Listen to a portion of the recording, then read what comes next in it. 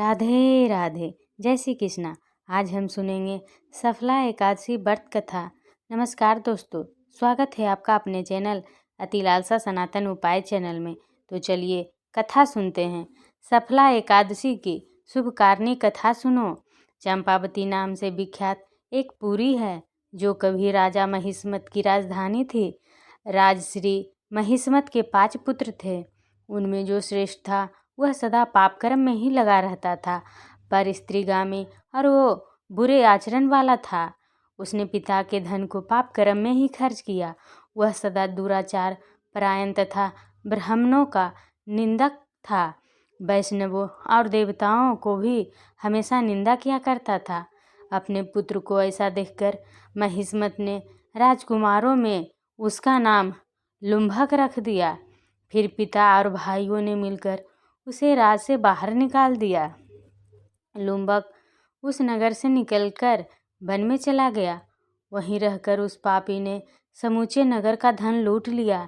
एक दिन जब यह चोरी करने के लिए नगर में आया तो रात में पहरा देने वाले सिपाही ने उसे पकड़ लिया, किंतु जब उसने अपने को महिष्मत का पुत्र बताया तो सिपाहियों ने उसे छोड़ दिया। फिर वह पापी वन में लौट आया और मांस तथा वृक्षों के फल खाकर और निर्वाह करने लगा। उस दुष्ट का विश्राम स्थान पीपल के नीचे था। वहाँ बहुत वर्षों का पुराना पीपल का वृक्ष था। उस वन में वह वृक्ष एक महान देवता माना जाता था। पाप बुद्धि लुम्भक वही निवास करता था। बहुत दिनों के पश्चात एक दिन किसी संचित पुण्य के प्रभाव से उसके द्वारा एकादशी के व्रत का पालन हो गया। पौष मास में कृष्ण पक्ष को 10वीं के दिन पापिष्ट लुम्भक ने वृक्षों के फल खाए और वस्त्रहीन होने के कारण रात भर जाड़े का कष्ट भोगा। उस समय न तो उसे नींद आई और न आराम ही मिला। वह निस्मान सा हो रहा था। सूर्योदय होने पर भी उस पापी को होश नहीं हुआ। सफला एकादशी के दिन भी लुम्भक बेहोश पड़ा रहा। दोपहर होने पर उसे चेतना प्राप्त हुई। फिर इधर उधर दृष्टि डालकर वह आसन से उठा और लेंगड़े की भांति पैरों से बार बार लड़खड़ाता हुआ वन के भीतर गया। वह भूख से दुर्बल और पीड़ित हो रहा था। राजन, उस समय लुम्भक बहुत से फल लेकर ज्यों ही विश्राम स्थान पर लौटा तो ही सूर्यदेव अस्त हो गए। तब उसने वृक्ष की जड़ में बहुत से फल चुने और निवेदन करते हुए कहा, इन फलों से लक्ष्मीपति भगवान विष्णु संतुष्ट हों। यूँ कहकर लुम्भक ने रात भर नींद ही नहीं ली। इस प्रकार अनायास ही उसने इस व्रत का पालन कर लिया। उस समय सहसा आकाशवाणी हुई, राजकुमार, तुम सफला एकादशी के प्रसाद से राज और पुत्र प्राप्त करोगे।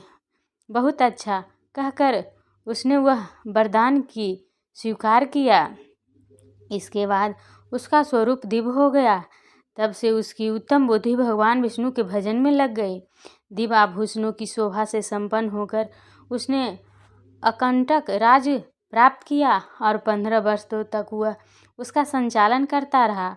उस समय भगवान श्री कृष्ण की कृपा से उसके मनोज्ञ नामक पुत्र उत्पन्न हुआ। जब वह बड़ा हुआ तब लुम्भक ने तुरंत ही राज्य की ममता छोड़कर उसे पुत्र को सौंप दिया और वह भगवान श्री कृष्ण के समीप चला गया, जहाँ जाकर मनुष्य कभी शोक में नहीं पड़ता। राजन, इस प्रकार जो सफला एकादशी का उत्तम व्रत करता है वह इस लोक में सुख भोगकर मरने के पश्चात मोक्ष को प्राप्त होता है। संसार में वे मनुष्य धन्य हैं जो सफला एकादशी के व्रत में लगे रहते हैं, उन्हीं का जन्म सफल होता है। महाराज, इसकी महिमा को पढ़ने सुनने तथा उसके अनुसार आचरण करने से मनुष्य राजसूय यज्ञ का फल प्राप्त करते हैं। ये थी सफला एकादशी व्रत कथा जो पूर्ण हुई।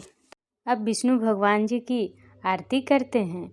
ओम जय जगदीश हरे, स्वामी जय जगदीश हरे, भक्ति जनों के संकट क्षण में दूर करे। ओम जय जगदीश हरे, जो ध्यावे फल पावे, दुख बिन से मन का सुख संपत्ति घर आवे, कष्ट मिटे तन का। ओम जय जगदीश हरे, स्वामी जय जगदीश हरे। मात पिता तुम मेरे, शरण गहूँ मैं किसकी। तुम बिन और न दूजा, आस करूँ मैं जिसकी। ओम जय जगदीश हरे, स्वामी जय जगदीश हरे। तुम पूर्ण परमात्मा, तुम अंतर्यामी। पर ब्रह्मा परमेश्वर, तुम सबके स्वामी। ओम जय जगदीश हरे, स्वामी जय जगदीश हरे। तुम करुणा के सागर, तुम पालन करता। मैं सेवक तुम स्वामी, कृपा करो भरता। ओम जय जगदीश हरे, स्वामी जय जगदीश हरे। तुम हो एक अगोचर, सबके प्राणपति। किसी विधि मिलूं दया मैं, तुमको मैं कुमति। ओम जय जगदीश हरे, स्वामी जय जगदीश हरे। दिन बंधु दुख हरता, तुम रक्षक मेरे। करुणा हस्त बढ़ाओ, द्वार पड़ा मैं तेरे। ओम जय जगदीश हरे, स्वामी जय जगदीश हरे। विषय विकार मिटाओ, पाप हरो देवा। श्रद्धा भक्ति बढ़ाओ, संतन की सेवा। ओम जय जगदीश हरे, स्वामी जय जगदीश हरे। श्री जगदीश जी की आरती जो कोई नर गावे, कहत शिवानंद स्वामी सुख संपत्ति पावे। ओम जय जगदीश हरे, स्वामी जय जगदीश हरे। ये थी विष्णु भगवान जी की आरती जो पूर्ण हुई। तो आज का वीडियो आपको कैसी लगी?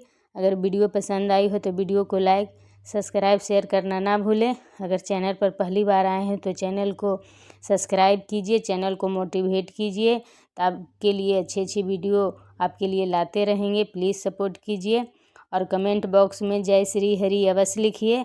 जो भी भक्तगण जय श्री लिखेंगे उनकी सारी मनोकामना विष्णु भगवान की कृपा से पूर्ण होगी। Thanks for watching.